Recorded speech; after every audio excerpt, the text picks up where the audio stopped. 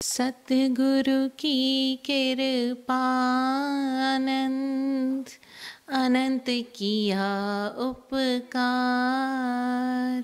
लोचन अनंत उघाड़िया अनंत दिखावन हार।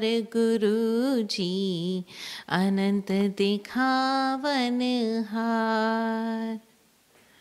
अरहंत वीतराग परमात्मा निर्ग्रंथ सद्गुरुदेव आगम वाणी को भाव वंदन। सृष्टि के समस्त षट जीव निकाय का आभार। जय हो। जीव मात्र का बेसिक नेचर है जानना, जिज्ञासा, और इसी जिज्ञासा ने उसे प्रेरित किया सदैव सदैव ही खोजने के लिए। खोजना यानी ऐषणा करना। हमने ऐषणा समिति के बारे में जाना। खोज कैसे करना, किसकी गवेषणा करना, कैसे ग्रहण करना और फिर कैसे परिभोग करना। लेकिन ज़रा हम जाने कि ये जो ऐषणा है, ये जो ऐषणा समिति के बारे में कहा गया कि क्या ऐषणीय है, प्रासुक और अचित, ये मात्र भोजन के लिए ही हो ऐसा नहीं है।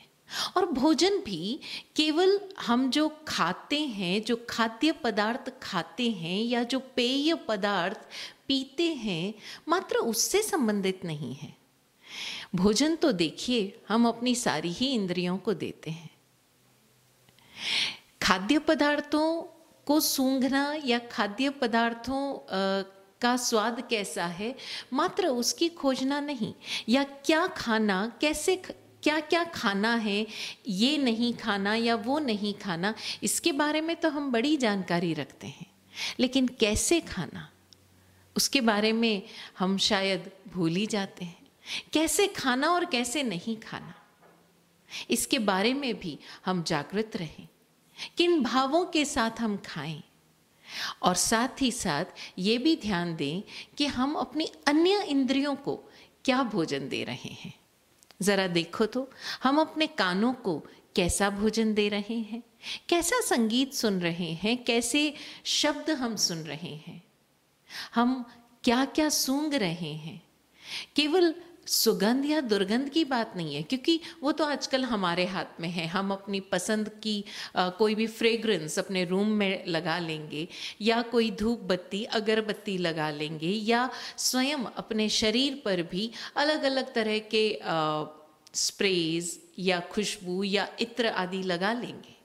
लेकिन हम सूंघ क्या क्या रहे हैं, हमारा ध्यान किस तरफ है, हम आँखों को कैसा भोजन दे रहे हैं।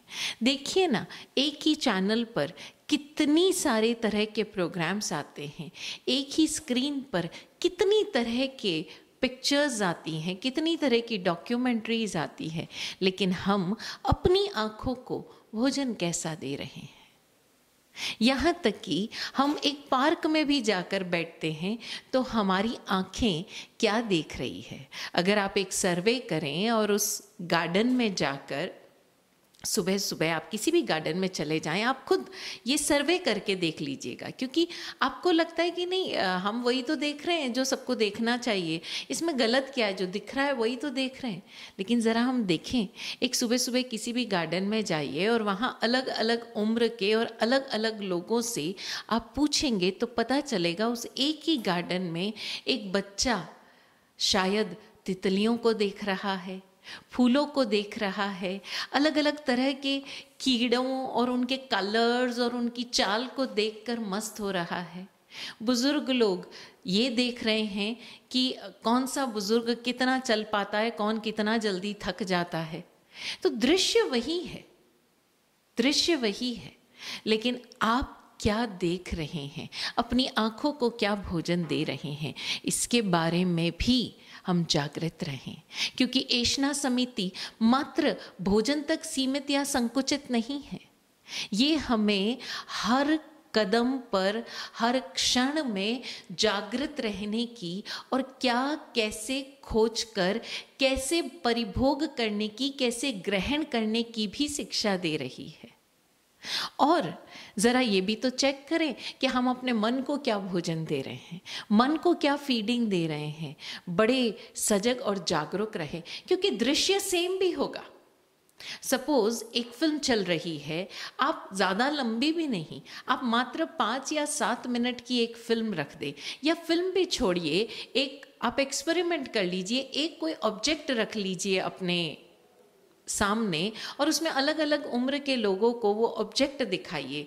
एक बच्चा उसमें अपनी बॉल देख लेगा, एक गृहिणी उसमें अपने आटे की लोई देख लेगी, और एक जो बहुत स्ट्रेस में बंदा है वो उसे एक स्ट्रेस बस्टर सॉफ्ट बॉल की तरह देख लेगा।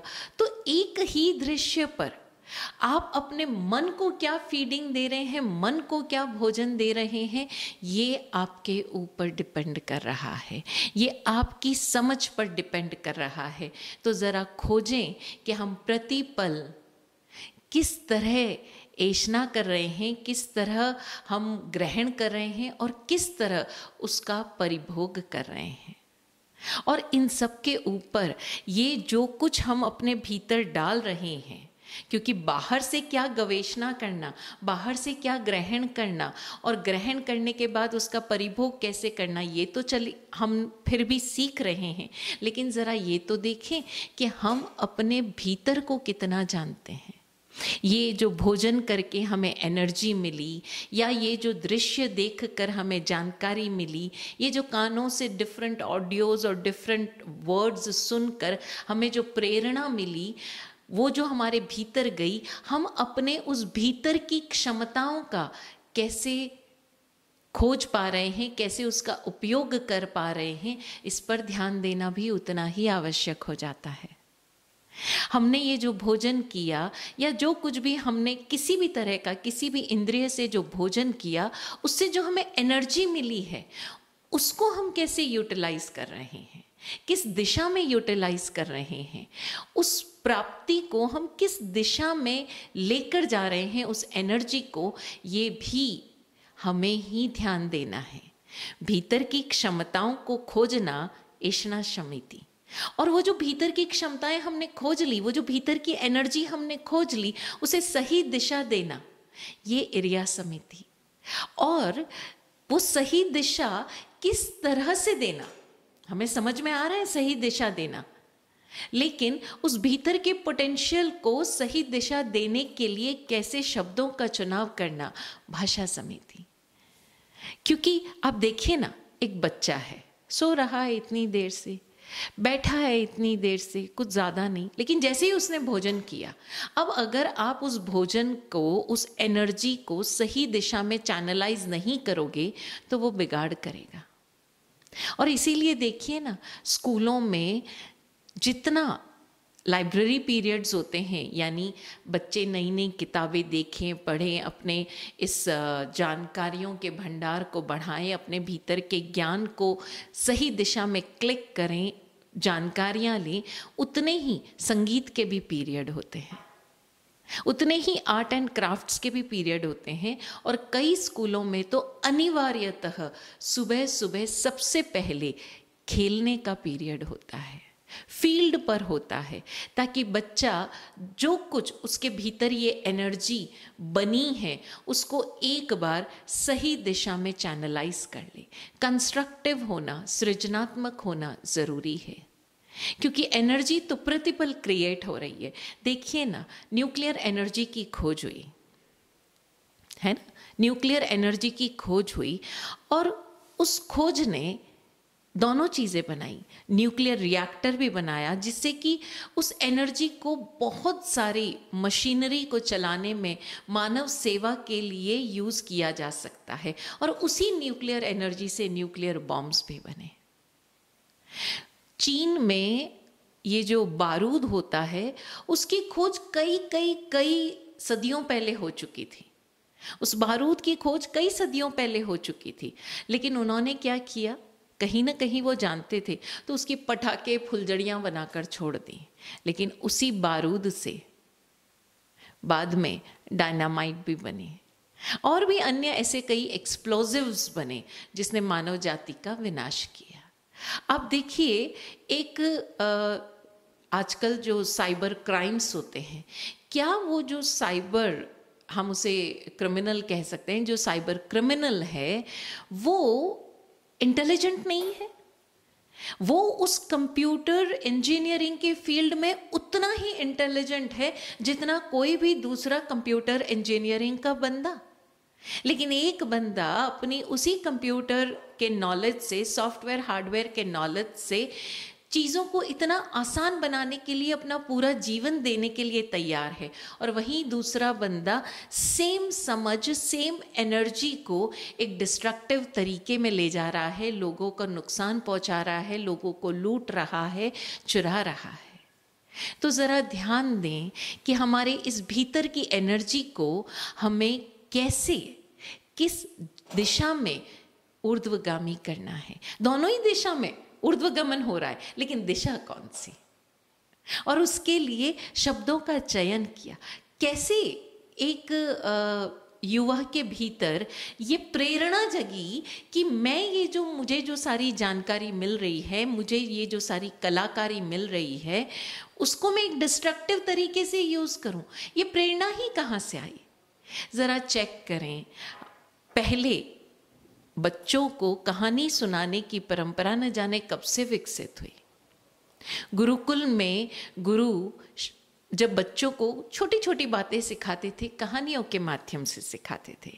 फिर घर में भी दादी, नानी शाम को सोने से पहले, ध्यान दीजिएगा, दिन में नहीं, रात को सोने से पहले कहानियाँ सुनाती थी, ताकि वो जो प्रेरणादायक कहानियाँ हैं, वो जो मोटिवेशनल कहानियाँ हैं, बच्चे ने शाम का भोजन किया है, दिन भर में बहुत सारी एनर्जी अपने अंदर गैदर की है, हो सकता है वो सारी एनर्जी पूरे दिन काम ना आई हो, तो रात को सोने से पहले बच्चों को ऐसी प्रेरणादायक कहानियाँ, ऐसी कहानियाँ जो उन्हें निडर बनाती थी, ऐसी कहानियाँ जो उनके भीतर की उस सृजनात्मकता को एक दिशा देती थी, रात सोने से पहले सुनाई जाती थी, ताकि सोते वक्त भी जो वो सपने देख रहे हैं वो भी एक सृजनात्मक दिशा में हो, एक सकारात्मक दिशा में हो। और उस कहानियों के माध्यम से बच्चों के भीतर वो प्रेरणाएं जगती थी। हम ऐसी बहुत सारी कहानियों की चर्चा कर सकते हैं, ऐसे बहुत सारे महापुरुषों की। लेकिन अभी देखें तो माँ और बच्चे का संवाद बचपन से ही क्या होता है कि माँ बच्चे को ये प्रेरणा दे रही है, तू सबसे सुंदर लग रहा है, तुझे जीतना है, तुझे देख वो बच्चा जीत रहा है, तू दौड़ सकता है, तू कर सकता है। आप अपने बच्चे को, वैसे भी बच्चे आजकल गुरु भगवंतों के पास या साधु साध्वियों के पास आना ही नहीं चाहते, लेकिन जब भी हमारा ये पिछले इतने साल का अनुभव रहा है कि जब भी जैसे तैसे कभी कभार कोई बच्चा अपने माँ बाप के साथ आ भी जाता है, तो सबसे पहले माता और पिता के शब्द क्या होते हैं? महाराज साहब ये हमारी बात ही नहीं सुनते, बिल्कुल ही नहीं सुनते। आप इसको थोड़ा समझाइए, दिन भर खेलता रहता है, पढ़ाई में ध्यान ही नहीं देता। अरे महाराज साहब ये इतना इंटेलिजेंट, आप देखो डांस भी करता है, सिंगिंग भी करता है, खेलता भी है, पेंटिंग भी करता है, वो सब भी करता है, लेकिन आप ही तो सिखाते हो कि अपनी योग्यताओं का संपूर्ण उपयोग करना चाहिए अपनी। अब हमारा ही प्रवचन, हमारी ही प्रेरणा है, वो माता हमें सिखा रही है कि आप इसको समझाओ कि देखो ये अन्याय कर रही है अपनी योग्यताओं के बीच। अब माँ को समझ ही नहीं आ रहा है कि वो माता पिता को, कि पहली बार बच्चा आया, आप चाहते तो गुरु को ही, हमें ही कहीं ना कहीं उनसे बात करने का अवसर दे देते, लेकिन नहीं, आपने क्या किया? उस बच्चे की शिकायत की, उस बच्चे की तो इंसल्ट हो गई। अब वो बच्चा दोबारा आएगा या नहीं आएगा, इस बात की कोई गारंटी नहीं। और दूसरा, आपके बच्चे के अंदर इतनी सारी क्वालिटीज थी, लेकिन उस क्वालिटीज को आपने पेश कैसे किया? शिकायती लहजे में। अब उस बच्चे को आप एक सही दिशा दे सकते थे और प्रेरणादायक वचन उसको सुना सकते थे। आप उसे किसी और अर्थों में ये कह सकते थे कि देखो आप इनके पास आओगे ना बेटा, तो इनके आशीर्वाद से, इनकी प्रेरणा से, इनके इंस्पिरेशन से, इनके मोटिवेटिंग वर्ड्स से तुम अपने इन सारी की सारी जो तुम्हारी क्वालिटीज़ है, टैलेंट है, उसको तुम और एक अलग दिशा में ले जा पाओगे। लेकिन हमने क्या किया, हमें लगा पता नहीं ये दूसरी बार आएगा या नहीं आएगा, इसलिए महाराज जी आपको जो उपदेश देना है एक ही बार में दे डालो। ज़रा खोज करना कि हमारे इंटेंशंस क्या हैं। और अगर हम कहेंगे कि भाई आप इसको ज़्यादा इस तरह, महाराज साहब हम तो कुछ बोलते ही नहीं है, हमने तो इसको बोलना ही छोड़ दिया। तो ज़रा खोज करें हमारे भीतर कि हमारी नकारात्मकताएं, हमारे डर, जो हम भीतर की क्षमताओं को खोजने की बात कर रहे हैं ना, क्षमताओं के साथ साथ अपने भीतर की अक्षमताओं को भी खोज लीजिए कि हमारे भीतर के डर, हमारे भीतर की अपेक्षाएं हमारे ही बच्चों को किस दिशा में लेके जा रही है। ऐषणा करें भीतर की क्षमताओं की, और उस भीतर की क्षमताओं को आप क्या दिशा दे रहे हो और किन शब्दों के साथ दिशा दे रहे हो। ऐषणा करें हम कैसा सहयोग ले रहे हैं, कैसा साथ ले रहे हैं। हमें याद है बचपन में हमारे पिताजी हमेशा ही हमको एक प्रेरणा सदैव देते रहे, हमारे दादाजी और हमारे पिताजी, कि बेटा जीवन में सदैव ऐसे लोगों के साथ रहो जो आपसे ज़्यादा इंटेलिजेंट है।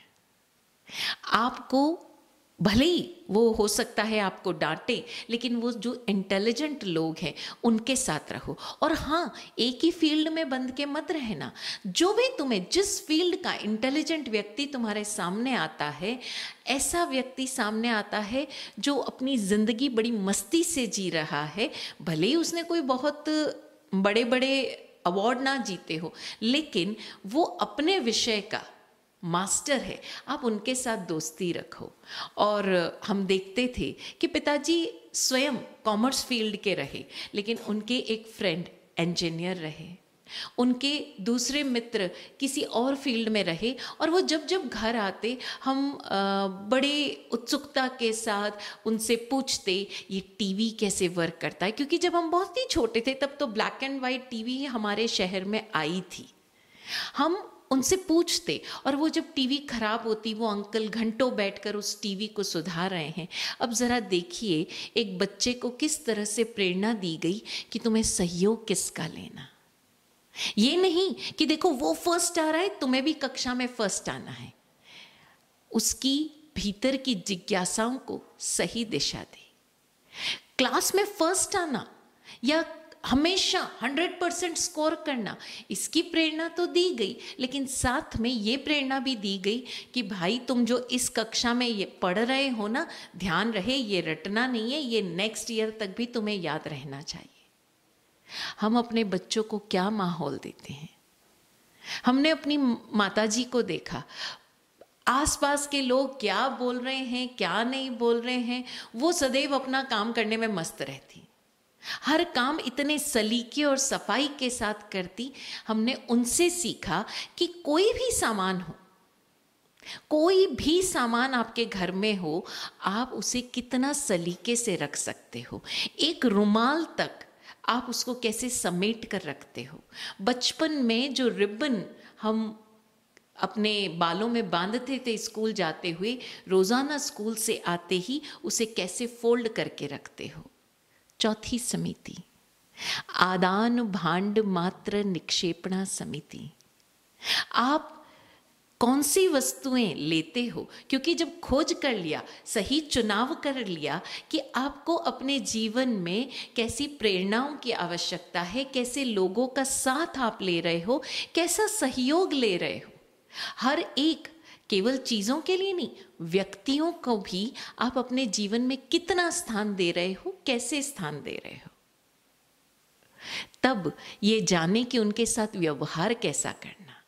जैसे हम देखते हैं कई बार लोग बड़े बड़े ओहदों वाले लोगों से मिले, एक्टर, एक्ट्रेसेस, पॉलिटिशियंस, स्पोर्ट्समैन, उन सब के साथ फ़ोटो खिंचवाई और उस फोटो को अपने स्टेटस पे डाला, सोशल मीडिया पे डाला, अपने घर में सजा सजा कर रखा। लेकिन उनसे सीखा क्या?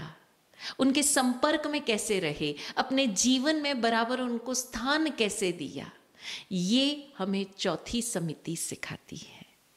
आदान भांड मात्र निक्षेपणा समिति।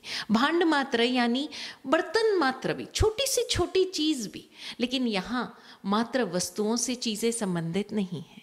आदान यानी लेना कैसे, लेना कैसे और उसके बाद उसके साथ व्यवहार कैसे करना, उसे अपने जीवन में रखना कैसे। तो जरा देखें हम सहयोग कैसे लोगों से ले रहे हैं, है ना। ऐशना तो करें हम कि हम अपने जीवन में सहयोग कैसे लोगों से ले रहे हैं। अगर हम अपने से ज्यादा समझदार, ज्यादा अनुभवी व्यक्तियों के साथ हम उनका सहयोग ले रहे हैं, हो सकता है वो हमें टोके, हो सकता है वो हमें बार बार टकोरे, हमारे ईगो को चोट पहुंचेगी। लेकिन हम जरा ध्यान दें कि वो हमें क्यों टकोर रहे हैं, वो हमें क्यों सिखा रहे हैं, क्योंकि वो हमारे भीतर की उन अक्षमताओं को दूर करने में मदद कर रहे हैं और हमारे भीतर की योग्यताओं को जगाने की कोशिश कर रहे हैं। लेकिन अगर हम ही बिना जाने हुए उन हार कर बैठ जाएं या पहले ही बोल दें कि ये हमसे नहीं होगा, तो हम कभी भी उन सुप्त क्षमताओं को, उन सुप्त योग्यताओं को जगाने में कामयाब नहीं हो पाएंगे। और ऐसे में उनकी वाणी हमें जगाने में, हमें दिशा देने में, आगे प्रेरित करने में मदद करती है। तो जरा हम देखें, ऐशना करें इस चीज की कि जीवन में हम सहयोग किस किस से ले रहे हैं। मैं एक महिला को जानती रही, बचपन से देखा है मैंने उनको। वो महिला सदैव बहुत अच्छा कुलीन घराना और हम कह सकते हैं हायर मिडिल क्लास की महिला। उन्होंने अपने जीवन में खूब समृद्धि देखी। वो बताती हैं कि जब वो शादी करके आई, उनके यहाँ पर इतना स्वर्ण भंडार रहता था कि ऐसे ही खुले में पड़ा रहता था। And she was just a child when she got married. और उसने इतना सोना, इतना पैसा देखा, लेकिन जाने कैसी प्रेरणाएं थी या जो भी स्थितियां रही कि वो सारी समृद्धि जाती चली गई। फिर एक बार ऐसा आया कि उनके बेटों ने अच्छी बिजनेस किया, अच्छी समृद्धि प्राप्त की, लेकिन वो महिला सदैव अपने से छोटे लोगों के साथ संबंधों में रही। उनकी तारीफ करना, या जैसे जो टैक्सी वाले हैं, जो रिक्शा वाले हैं, या कि जो फूल वाले हैं, हमेशा अपने से कमतर स्टैंडर्ड वाले लोगों के साथ वो संपर्क में रही और अपने घर के बच्चों को भी सदा वही प्रेरणा देती रही। देखो तुम्हें ये तो उपलब्ध हो रहा है, जरा उनको देखो, कुछ नहीं उपलब्ध हो रहा है। और उसने सदैव अपने से इंटेलिजेंट लोग या अपने बराबर के लोगों में कभी भी एक मेल मिलाप या मेल जोल नहीं रखा, ना उनके साथ संबंध व्यवहार ज्यादा रखा, क्योंकि उसे लगता था कि किसी गरीब की सहायता करूंगी तो जीवन भर मेरा एहसान मानेगा। इन लोगों के साथ बैठने से तो क्या मतलब है, ये कोई मेरा नाम थोड़ी लेंगे, ये कोई मुझे प्रतिष्ठा थोड़ी देंगे। उनके भीतर की ये इन्फीरियॉरिटी, ये सुपीरियॉरिटी का जो ये मिश्रण चलता रहा, इनसिक्योरिटी का, उसने उनके घर को फिर एक बार पतन की ओर ले जाने में मदद की। अब उनके घर के लोग ये समझ ही नहीं पाए कि क्यों, किस कारण से हमारे घर में जो समृद्धि थी, उस समृद्धि को हम पूरी तरह से जी नहीं पा रहे हैं। उन्होंने अपने बच्चों को प्रेरणा देने के लिए प्रेरणा सदैव अपने से नीचे लोगों में ढूंढी।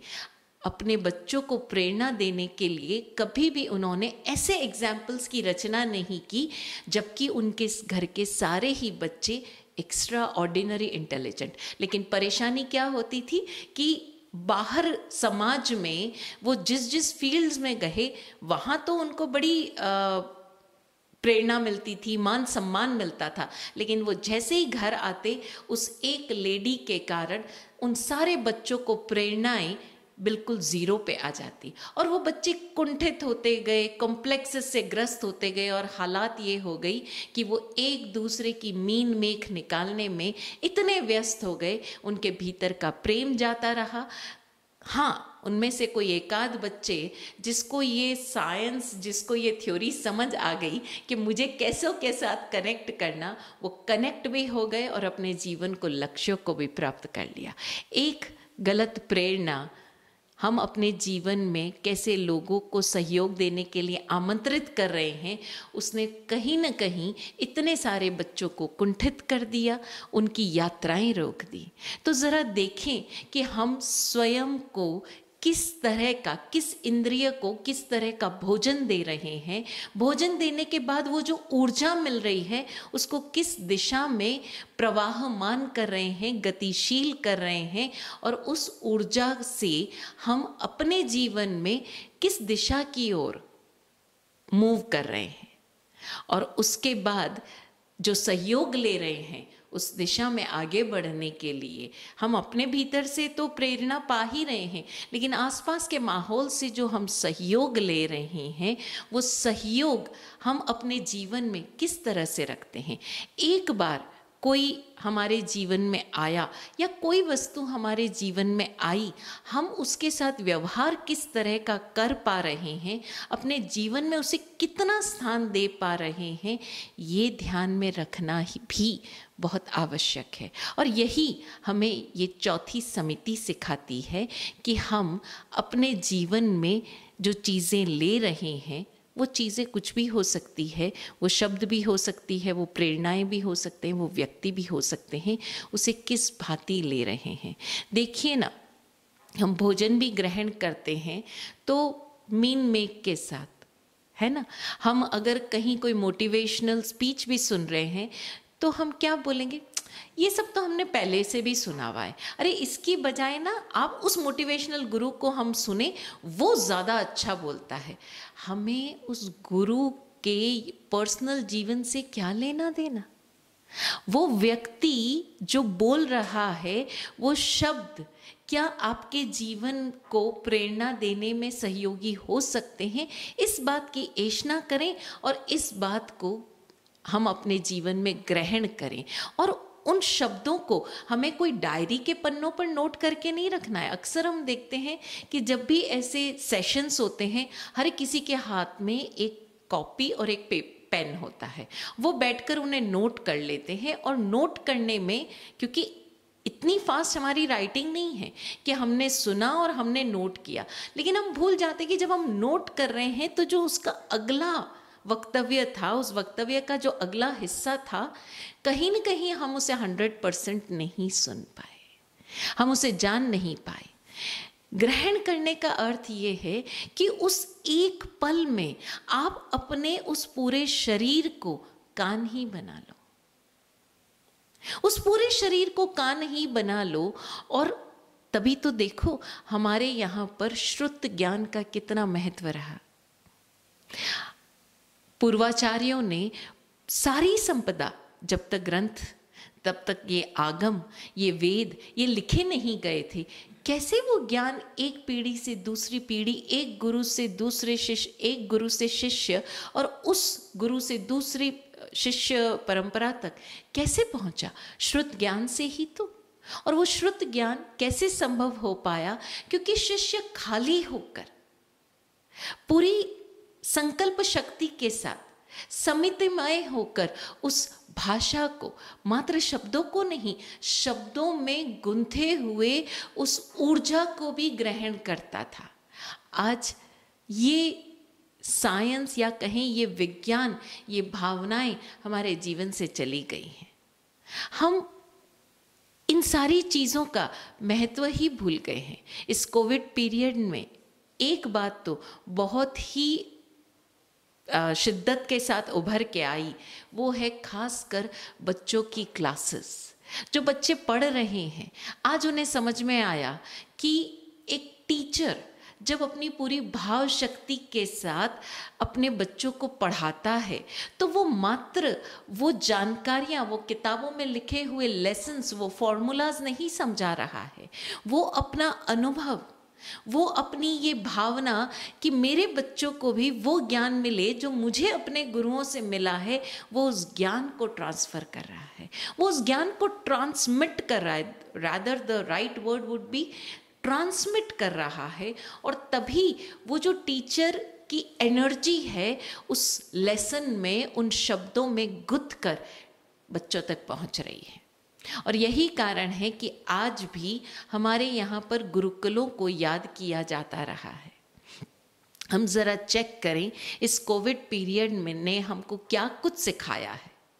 हम भोजन तो करते रहे, क्योंकि इस दौरान सब लोग घर पर थे, तो सभी लोग भोजन करते रहे और बड़े मज़े से नित नई डिशेस बनाकर, लेकिन उससे जो एनर्जी मिली, कितने लोग रहे जिन्होंने उस एनर्जी को सही दिशा में गतिशील किया, और जिन्होंने नहीं किया वो फ्रस्ट्रेटेड हुए, वो कुंठित हुए, उनके भीतर कॉम्प्लेक्सेस ने जन्म लिया। लेकिन जो लोग सही दिशा में उस एनर्जी को आगे बढ़ा के ले गए, अब देखिए कितने सारे ऐसे लोग हैं जिन्होंने अपने बहुत सारी हॉबीज़ को अपने अंदर जाना, उसकी खोज की और उस दिशा में काम किया। यही कोविड पीरियड में कई लोगों ने ये भी देखा कि मैं कितना कुछ नया कर सकता हूँ। अपने भीतर की क्षमताओं को खोजने का नाम है एशना समिति। और उस खोजने की दिशा में जब आपने खोज लिया, खोजने के बाद उसके लिए उपयुक्त साधनों को चुनाव कर अपने जीवन में प्रवेश देना, और प्रवेश देने के बाद उसका व्यवहार कैसा हो, इस पर ध्यान देना। अब हम किन किन चीज़ों को अपने जीवन में प्रवेश देते हैं, वो आवश्यक है या अनावश्यक, और जब हम लेकर आते हैं तो बड़े अट्रैक्शन और अटेंशन के साथ लेकर आते हैं, और फिर उनके साथ कैसा कैसा व्यवहार करते हैं। आज हम सब एक बार अपने आसपास मौजूद सारे ही सामानों पर, हमारी उन अलमारियों में बंद सारी ही वस्तुओं पर, अलमारी में बंद उन सारे ही कपड़ों पर, एक एक चीज़ पर, यहाँ तक कि हमारे कंप्यूटर में लोडेड सारे सॉफ्टवेयर्स पर, सारे एप्लीकेशंस पर ध्यान दीजिएगा कि हमने उनको कैसे अपने जीवन में जगह दी थी और फिर उनके साथ कैसा व्यवहार किया। आज अगर एक दिन आप ये अभ्यास, या मैं कहूँ एक ये एक्सपेरिमेंट, या आप इसे होमवर्क समझ लें, आप ये कर पाए तो हम इस समिति को थोड़ा और गहराई से समझ पाएंगे, और फिर जो हमारे जीवन में छोड़ने योग्य है उसे कैसे छोड़ना, उसके बारे में हम समझ पाएंगे, निर्देश ले पाएंगे। तो आज का ये होमवर्क हम सभी पूरी शिद्दत के साथ कर पाएं। ओम शांति।